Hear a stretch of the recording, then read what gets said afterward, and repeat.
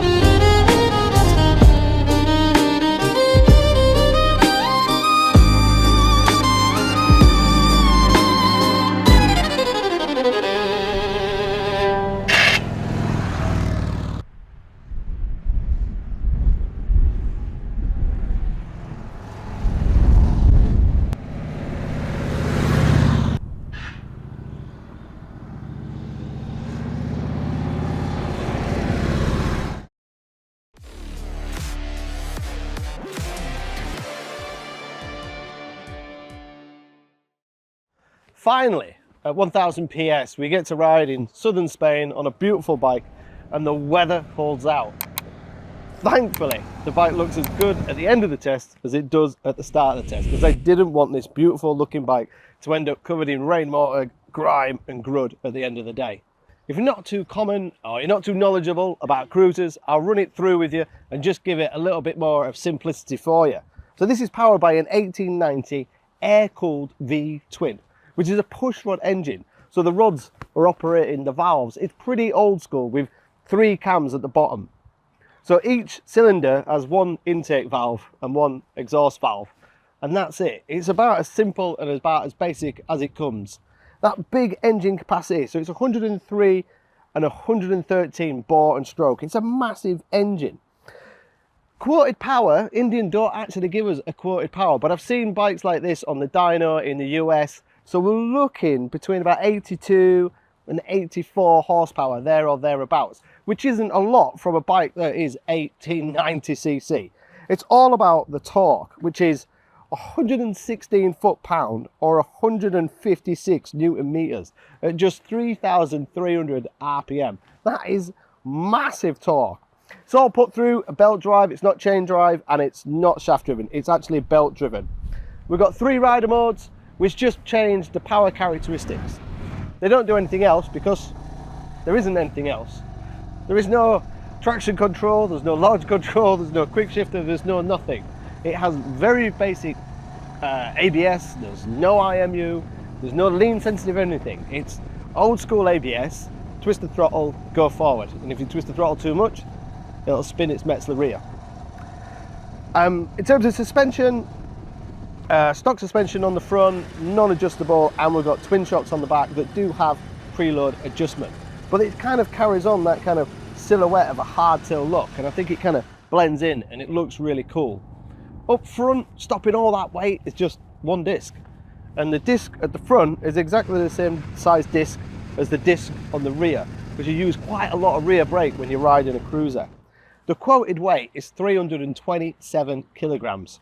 Plus rider, you're getting close to 400 kilograms of moving mass with an engine that is nearly 1900cc with 1 disc at the front.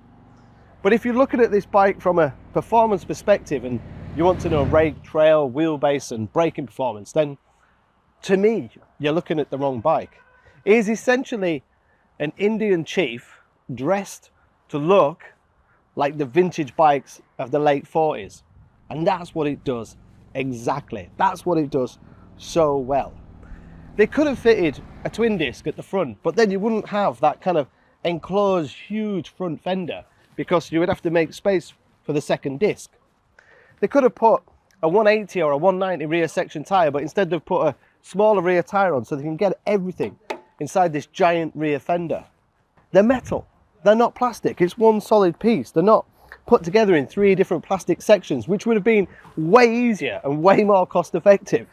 In terms of price in the UK, we're looking at around £19,000 or just under, depending on your road charges, which puts it kind of on par with the competition, which I'll come to in a moment.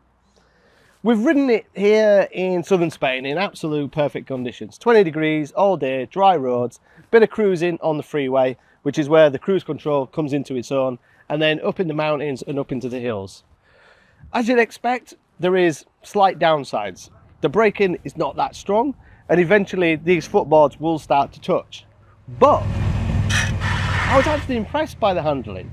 It carries that 327 kilograms pretty well. And when the boards start to touch, the bike's not out of control, it's not getting in a mess, it's just tickling the boards to let you know that you're riding a cruiser and that's the limit. There's probably other people who are going to criticise the bike for its lack of ground clearance, but that's the type of bike it is in this class. That's what I was expecting. In fact, it handles and has better ground clearance than I was expecting from a type of bike in this class. The clocks kind of bring it up to modern day standards, 2026, and obviously it's Euro 5 Plus compliant. It's a real neat little circular touchscreen clocks that you can operate either on the left switch gear or it's all touchscreen with built-in sat nav. You've got different menus you can play with. You can just have big rev counter, a small speedo, or you can have more information like your MPG and tank range and all that kind of information. Kind of keeps you amused and keeps it pretty simple. I think there's a real argument for this type of bike that some people are going to want like analog clocks, an analog speedo and an analog rev counter, but then they're going to want all that information of integrated sat nav, etc. and Bluetooth connectivity. But I think this is a real nice compromise because the singular round TFT gives it a retro look and a retro finish, but it's really informative and kind of easy to use. And if you should wish to, there's Bluetooth connectivity, which obviously you connect and make calls, text messages and listen to music. If I was going to criticise the clocks, it's one of the little kind of setbacks for me over a beautiful bike is that when you switch the bike on, it kind of takes a while for the clocks to load up, and a few times I was like, is it on? Are we working? It was like having an old laptop when you open it up and you're like, I don't know if the screen's going to come alive, and then it would come alive and you'd be like, oh, thank God for that. And if I was going to be really niggly, Euro 5 Plus has strangled it a little bit in that when you hear the bike go past,